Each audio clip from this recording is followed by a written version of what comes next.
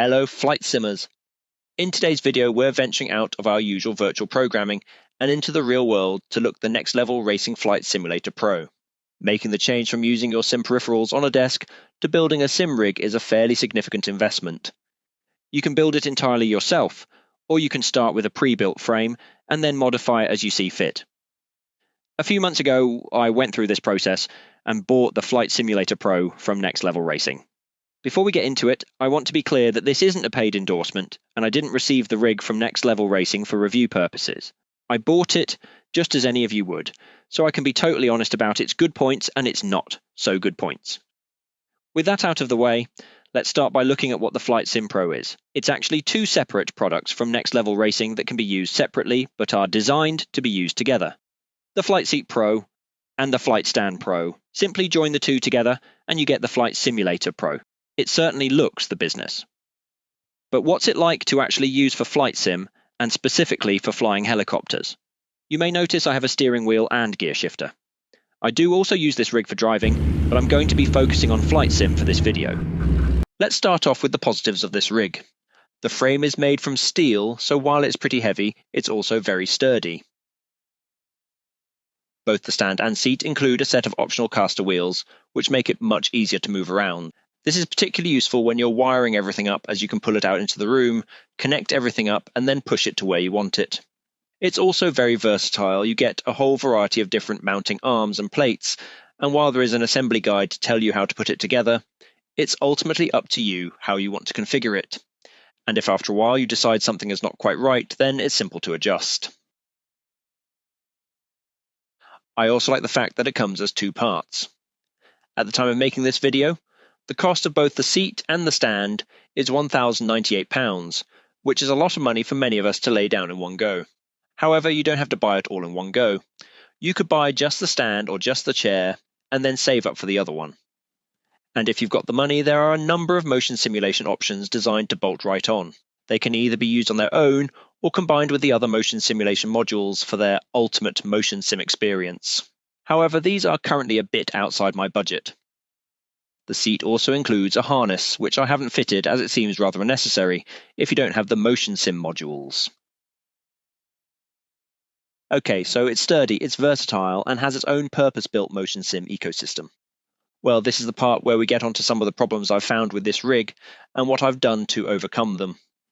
Please note that if you decide to try these modifications yourself, you do so at your own risk.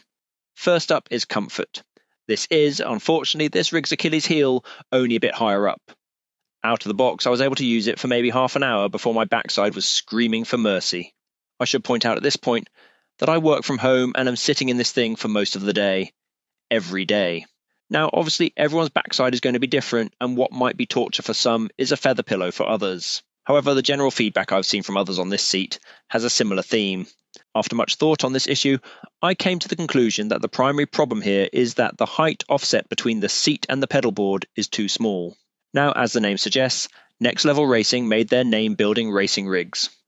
And if you were sitting in a bucket seat, this would probably be around the right height difference, as the seat would support you all the way from your lower back to your thighs and spread the weight.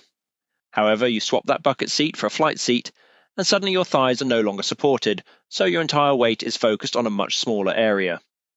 I already had the pedal board as low and back as it would go, and I'm only 5'10". Okay, 5'9". So the only alternative was to make the seat higher. The obvious solution would be a big cushion, but I didn't want to spoil the flight seat look. However, when I looked at some of the promo images, I noticed that when the Motion Platform V3 had been added to the rig, the seat was considerably higher, which presumably alleviated the buttock-crushing issue. Is this perhaps a cunning upsell technique to encourage you to buy the Motion Platform module? Who can say? But £3,000 seemed a lot of money just to raise the seat to a comfortable position. But the good news is that the seat includes the mounting kit for the platform. I placed these parts between the H-frame and seat's runners and secured it back in place with some spare M855mm bolts. If you try this yourself, be sure to also include a washer or two between the underside of the chair runners and mounting bars. Otherwise, you won't be able to slide the chair back and forth. This extra 1.5 inches was just what was needed to relieve the pressure on my coccyx. Next, I set to work on making the seat cushion a bit more forgiving. The covers come off quite easily.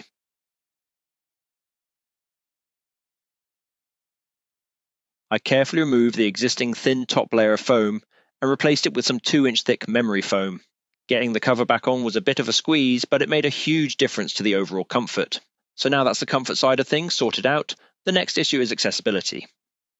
If you include both sets of mounting arms and plates, as would seem to be suggested by the assembly guide and promo images, getting in and out of the complete rig requires a considerable amount of contortion.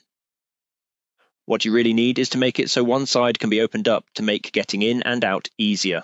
The left mounting arm on the stand does have a swing arm, but it only opens by about 45 degrees and doesn't make a huge amount of difference.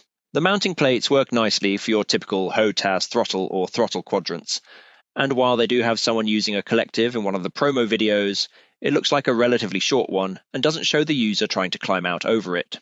I use the Verpil collective, which is a great bit of kit if you like helicopters, and I may do a whole separate video on it at a later date. But it's a fairly long piece of kit. Even with the left seat side mount as far back as I could get it, the collective became a barrier that stopped me escaping the seat altogether. The first thing I did was to just completely remove the left seat mount, but then I had nowhere to mount my collective. To overcome this, I used the HOTAS mount that came with the stand. As my HOTAS is mounted on the one that came with the seat, I didn't need both.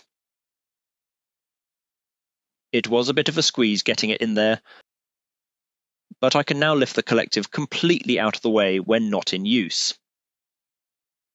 I also reversed the mount of the left swing arm on the stand and used it to mount this sliding rail built out of aluminium extrusion.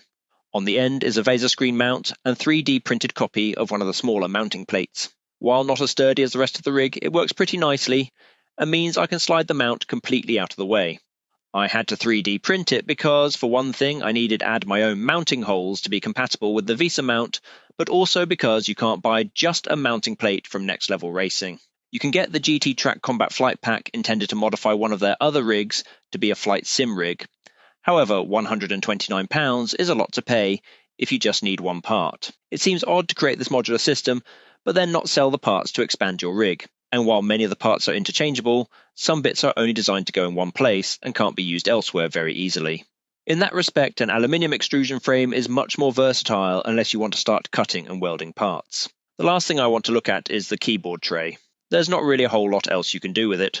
While it's a useful place for the keyboard when gaming, which is obviously the intended purpose of the rig, it's not much use for typing or playing FPS-style games.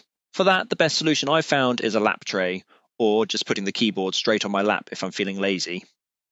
Out of the box, the comfort and accessibility issues are a fairly big failing of what is otherwise a great rig, and one that could easily be fixed by Next Level Racing by providing a way to raise the seat and some decent padding in the seat cushion. That said, if I were to do it all again, I'd probably still choose this rig. Now, I've found my own solutions to these issues. It does exactly what I need it to, and I know that if I'm able to get hold of motion sim modules in the future, it's ready to go. A potential future mod might be to replace the central HOTAS mount. While it's good that the HOTAS mount can be easily folded down, I'd like to find a way to make it slide completely under the seat, as this would make getting in and out of the seat easier, and just be a bit tidier. So if you're considering one of these rigs, it's not perfect, but it's a good platform to start from, and with a little creativity, it can go from good to great. Thank you for joining me for my first hardware review video. I hope it's been informative, and I have some more in the works, so be sure to hit subscribe so you don't miss out. Till next time, fly safe.